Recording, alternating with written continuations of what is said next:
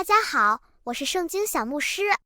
在迎接新的一年的时候，让我们一起深入了解一下犹太人的历法体系，探讨一下犹太人的正月是在什么时候，以及犹太新年是在几月份。犹太历法是一种独特而复杂的系统，类似于中国的农历，不是简单的太阴历或太阳历，而是一种将太阴历与太阳历结合在一起的历法系统。它不仅考虑太阳的运动，还融合了对月亮运动的观察。简而言之，就是不仅仅看太阳的起落，还要看月亮的圆缺。这个历法系统以地球绕行太阳的时间来计算年数，以月亮绕行地球的时间来计算月份。有趣的是，犹太人使用两套不同的历法，导致一年中存在两个正月。这种特殊的设定是如何产生的，以及这两个正月分别在什么时候呢？让我们一起深入了解。首先，第一个正月是来自犹太人的民历算法。犹太人属于闪族，而与其他文化不同的是，他们并不以春天的播种季节为一年的起点，而是将秋天的丰收季节作为一年更替的时间节点。这种历法被称为民历或民事历。在这个历法中，第一个月相当于现代的9月到10月之间，同时也对应着中国农历的8月及秋分季节。这一独特的时间设定也在出埃及记34章22节中得到了印证。经文提到，在收割初熟麦子的时候，你要守七七节；在年底，你要过收藏节。这里的年底指的是秋季，而收藏节也被称为住棚节，通常在公历的9月和10月之间庆祝。从这些记载中可以清晰看出，以色列人将年底和年初的时间界定在秋季，与民历的设定一致。那么，另一个正月又从何而来呢？原本，犹太人的正月是在秋天的月份，与他们的农事季节相契合。然而，上帝后来改变犹太历的规定，将正月定在春天的亚比月。这个历史性的变革源于上帝在埃及的拯救行动。根据圣经的历史记载，当以色列人脱离埃及时，上帝亲自吩咐他们将春天的亚比月，也叫尼散月，作为正月。这个历法被称为圣历，也被称为教历或宗教历。这个圣历设定的目的是为了纪念上帝对以色列人的巨大拯救。请看出埃及记12章1至2节，耶和华在埃及地对摩西和亚伦说：“你们要以本月为正月，为一年之首。”再看出埃及记13章3至4节所述，摩西对百姓说：“你们要纪念从埃及为奴之家出来的这日，因为耶和华用大能的手将你们从这地方领出来。有酵的饼都不可吃。亚比月间的这日是你们出来的日子。”通过这些经文，我们发现，当上帝引导以色列人离开埃及，摆脱奴役之际，正值春天的亚比月。因此，上帝命令以色列人将亚比月定为正月，从而改变了犹太历的开始。在出埃及记12章2节中所说的“你们要以本月为正月，为一年之首”中的本月，实际上指的是当时民间历的第7个月。在迦南地，人们称7月为亚比月，也称为岁月，因为这时大麦刚刚成熟，出现了麦穗子。随后，以色列人从巴比伦返国后，人们将这个月份称为尼散月。因此，亚比月也叫尼散月。这个正月对应现今阳历的3月末、4月初，相当于我们中国农历的2月春分之时。我们知道一年中有2个特殊的日子，即春分和秋分，这2天白天和黑夜的长度是一样长的。此外，还有2天在日照时间上具有极端的特征，一个是白天最长，黑夜最短，即夏至；另一个是白天最短，黑夜最长，即冬至。而以色列人的正月正好在春分之际。这一点进一步强调了上帝对时间的重构，将正月与春天的亚比月联系在一起，使其成为以色列人历史性的起始点。这不仅让他们纪念上帝的拯救之举，更在宗教仪式中深化了对上帝大能行事的认知。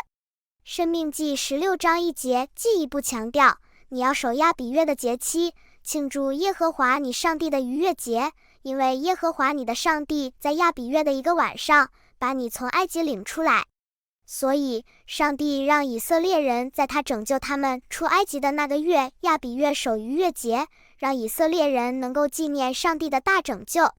耶和华以解放以色列的救赎者身份，使亚比月成为以色列人正月的起点。以色列人的逾越节证明了唯独耶和华是以色列人的真正的救赎主，意义十分重大。结果，上帝的子民采用了2套历法，分别是圣历和民历。当上帝将犹太历的正月确定为春天的亚比月时，亚比月及尼散月从此成为犹太宗教年的开始，用来决定圣经节期的日期和君王治理的年数。另一方面，尽管犹太人原本的正月即以他念月，又称提斯历月，如今成了犹太历的7月，但以他念月7月仍然是犹太民事年的开始。这种历法的双重运用，使犹太人在宗教仪式和民事事务中都能合理的使用时间。类似的，正如中国人同时使用阳历和农历一样，我们在签署合同和进行民事活动时使用阳历，而在庆祝新年等传统活动中则习惯使用农历。这2套历法的并存，既满足了宗教和文化传统的需求，也使时间的运用更为灵活和多样。既然民历的1月对应着圣历的7月，那我们则不能不提到与此相关的吹角节。圣历的7月初1及民历的正月初1，通常出现在阳历的9月或10月。上帝特别将这一日定为犹太人的吹角节。利未记23章24节中记载，你晓谕以色列人说，7月初1，你们要守为圣安息日，要吹角做纪念，当有盛会。同时，在民数记29章1节中也同样提到，7月初1，你们当有盛会，任何劳动的工都不可做，是你们当守为吹角的日子。吹角节的目的是召集以色列人守圣安息日，停止劳作，同时通过吹角来纪念上帝。在过去，庆祝吹角节的时候，必须有2个见证人在耶路撒冷亲自观测到新月，然后向宗教领袖报告，宣布当天黄昏为7月初1，紧接着吹响公羊角号。由于新月观测的不确定性，7月初1在犹太人中被称为没有人知道的日子和时辰，为此增添了神秘的色彩。这一传统的庆祝方式以及对时间的特殊看待，使吹角节成为一个在宗教仪式中充满令人期待和神秘感的时刻。接下来，让我们探讨一下犹太新年。尽管犹太人有2个正月，但他们却有4个新年。第一个新年即圣历的1月。圣经历史，公元前586至538年，以色列人战败，被掳到巴比伦。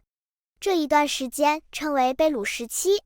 在以色列人被掳至巴比伦之前，新年是以圣历的1月，即亚比月 Aviv 开始的，约当公历的3、4月，正值农历春分之时。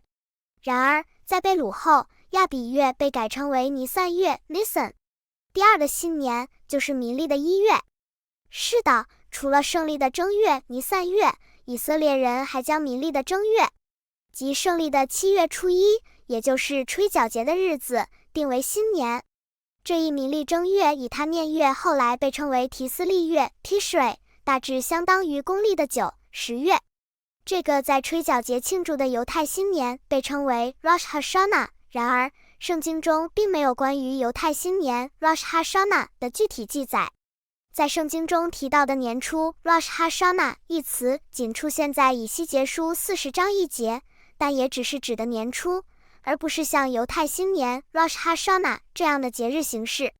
请看以西结书40章1节，我们被掳掠第25年，耶路撒冷城攻破后14年，正在年初 Rosh Hashanah 月之初10日，耶和华的灵降在我身上，他把我带到以色列地。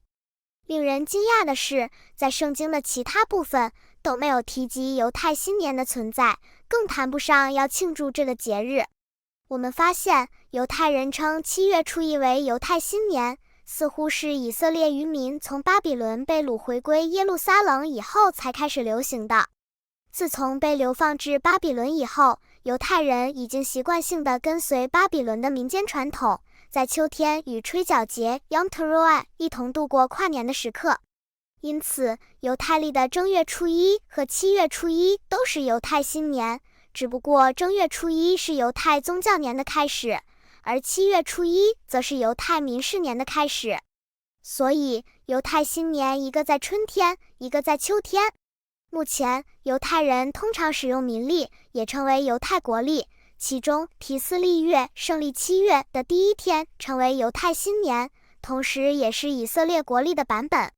除了这2个新年之外，以色列人还有另外2个新年，即犹太历的6月以路月大致对应公历的8、9月献牛犊的动物新年，以及犹太历的11月西巴特月大致对应公历的1、2月15日的树木新年。这是一个关于保护生态环境的节日。不过，这2个新年也没有在圣经中出现或提及。因此，我们可以看到，犹太新年的庆祝习俗并没有明确的圣经根据，而更多的是受到了流亡时期文化的影响。这个发现或许能够引发我们对宗教传统和文化渊源的深入思考。